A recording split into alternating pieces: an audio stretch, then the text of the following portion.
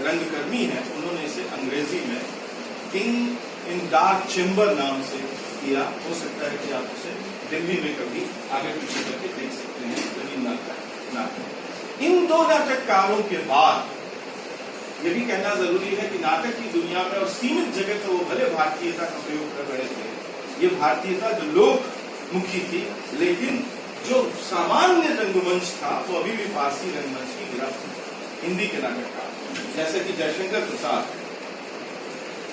जयशंकर प्रसाद एक महान नाटककार हो सकते हैं, लोग कहते हैं कि ये हैं। हमारे दो महान रंगकर्मी बीवी कारंत और उससे पहले शांता गांधी, जिनका बहुत बड़ा रोल है भारतीयता की खोज के क्रम में, उन्होंने बहुत कोशिश की। 1972 में बीवी कारंत ने चंद्रगुप्त किया बनारस हिंदू विश्वविद्यालय के मुक्त आंगन में, लेकिन इसके बावजूद भी भारतीयता की उस समूची धारणा से जिसका संबंध एक भरतनाट्यम, कालिदास, भवभूति, शूद्रक, निषाददत्त जैसे नाटककारों से है, भाष जैसे नाटककारों से है और बाद में लोक परंपराओं से है, उसमें जयशंकर प्रसाद अटकते नहीं। यानी भारत की क्लासिकल परंपरा और भारत की लोक परंपरा दोनों में से वो किसी के साथ उस तरह से गहराई से बंधे हुए दिखाई नहीं देते। क्या कारण है उसके लिए एक विशेष डिस्कशन की जरूरत है। अभी चूंकि मुझे उस पर नहीं बोलना है, इसलिए मैं उस परिक्षेत्र में नहीं जाऊंगा। बस इतना कहूंगा कि वो हमारी भारतीयता की खोज के हमारे संघर्ष में हमारी तनिक भी मदद नहीं। इसके बाद जितने नाटककार शेष गोविंदास, उदय शंकर भट्ट, लक्ष्मी नारायण मिश्र, जगदीश चंद्र माथुर, उपेंद्र नाथ कश्यप, राम कुमार वर्मा, ये सारे के सारे नाटककार, और खासतौर पर जो एकांकी आया, जो बहुत लोकप्रिय था, स्कूलों कॉलेज में हर पाठ्यक्रम में पढ़ाया जाता था, बिल्कुल पश्चिमी अरस्तु के संकलन त्रय को मानने वाली ठेठ यथार्थवादी किस्म की चीज थी, जिसका भारतीय कोई नहीं। उसने हमारे पूरे नाटक के कॉन्सेप्ट को ही बदल दिया। तब अब 1940 के दशक में हमारा वास्तविक संघर्ष शुरू हुआ। नाटक में हमारे पास दो पुरखे थे, भारतेंदु और रविन्द्रनाथ टैगोर, पर रंगमंच में हमारे पास, पॉपुलर थिएटर में हमारे पास कोई पुरखा नहीं। 1943 में एक संस्था का गठन हुआ, इंडियन कल्चरल स्क्वायर, शुरू में उसका नाम था, बाद में वो बदला गया और IPTA, Indian People's Theatre Association, भारतीय जननाट्य संघ नाम से इस संस्था का गठन हुआ। इसमें देश के महान लेखक, संगीतकार, नर्तक, गवैये, कवि शामिल।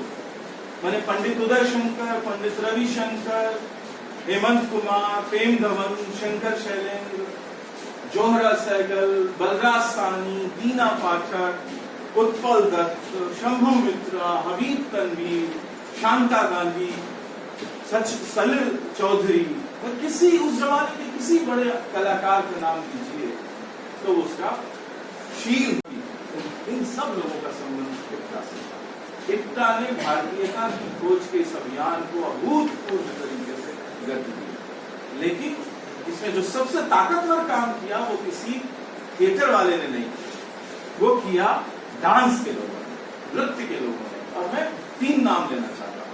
पंडित उदय शंकर, जो पंडित रविशंकर के बड़े भाई थे, और दुनिया की इकलौती फिल्म उन्होंने बनाई जो पूरी तरह डांस, नृत्य, पूरी फिल्म में नृत्य है। उस फिल्म, अब वो प्रिंट हमारे पास नहीं है, कल्पना नाम की फिल्म उन्होंने 1944 में बनाई थी, तो सिर्फ और सिर्फ नृत्य है।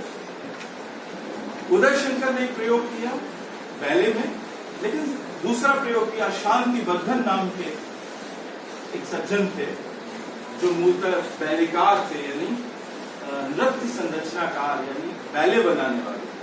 उन्होंने 2 बैले बनाए, पंचतंत्र नाम का एक बैले बनाया और रामकथा नाम का एक बैले बनाया, और ये दोनों बैले इप्टा के साथ 1943 से 51-52 के बीच में उन्होंने बनाया। पर ये बाद के, इससे पहले 1944 में एक बैले किया पंडित नरेंद्र शर्मा। पंडित नरेंद्र शर्मा कथक के एक प्रवीण डांसर थे, और उन्होंने पहली बार एक नाटक बैले में प्रस्तुत किया 1944 में, जिससे कि ये हमारा अभियान थिएटर में आता है, और उस नाटक का नाम था अभिज्ञान शाकुंतलम।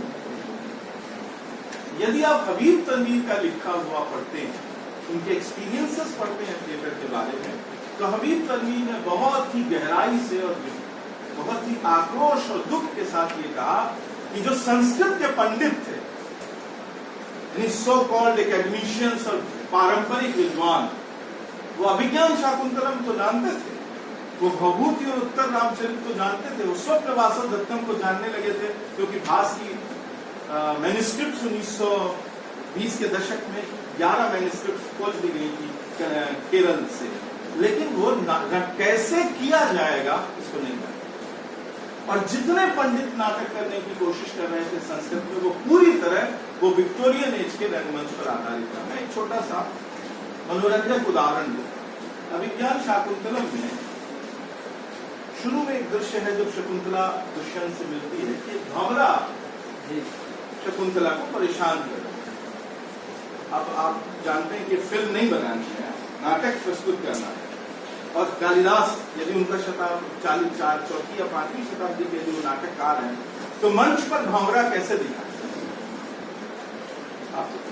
पंडितों ने क्या किया कि उन्होंने इलेक्ट्रिक वायर्स की मदद से एक भंवरा क्रिएट, माने, और जहां शकुंतला थी उसको बिजली की मदद से उसको घुमाने की कोशिश की। और अब शकुंतला यहाँ आए तो भंवरा वहां बैठ जाए, शकुंतला उधर जाए तो भंवरा इधर आ जाए। मैंने भंवरा शकुंतला को परेशान नहीं कर पाया, क्योंकि वो टेक्निक है ना। लेकिन वो इतने महान विद्वान थे, वो संस्कृतज्ञ लोग, माफ कीजिएगा मैं किसी की अवमानना नहीं करना चाहिए, बाकी महान होते हैं, पर इस मामले में उनसे चूक हो रही, क्योंकि वो उनके पास कोई फॉर्म नहीं था थिएटर करने का, और जहां उन्हें जाना था वहां वो जा नहीं रहे थे, यानी भारत की तरफ।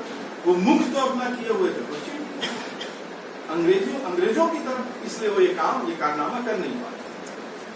हबीब तनवीर ने कहा कि हमारे पंडित इस बात से पूरी तरह प्रभावित थे, जैसा कि 19वीं और 20वीं शताब्दी के शुरू के संस्कृत नाटकों का अध्ययन करने वाले महान लोग मैकडॉनल्ड या कीथ वगैरह कह रहे थे कि संस्कृत के नाटक पोएट्री तो महान है, मैंने उनमें महान कविता का अंश है, लेकिन ड्रामा नहीं है। ये सब मान लें कि महान कवि है कालिदास, पर नाटक ड्रामेटिक एलिमेंट कालिदास में भंवरा बन जाना था, जैसे कि हमारी भरतनाट्यम में या कच्चीपुड़ी में ऐसे गाते हुए, और वो बचेगी अपने अभिनव से, ऐसे बचने की कोशिश करेगी और ये बताएगा कि ये भंवरा है और ये शकुंतला है, ये परेशान है। इसी तरह एक अगला दृश्य है शकुंतला में, जहां एक बछड़ा, जब वो विदा होती है दुष्यंत के लिए, तो बछड़ा आता है और बछड़े से वो बात करती है। बछड़ा शायद मृग शोना है, मृग शावक है। अब बछड़ा कैसे लाया जाए मंच पर? तो क्या किया नरेंद्र शर्मा ने? उन्होंने एक बच्चा अभिनेता को बछड़े में डाल दिया और बछड़ा बनाया।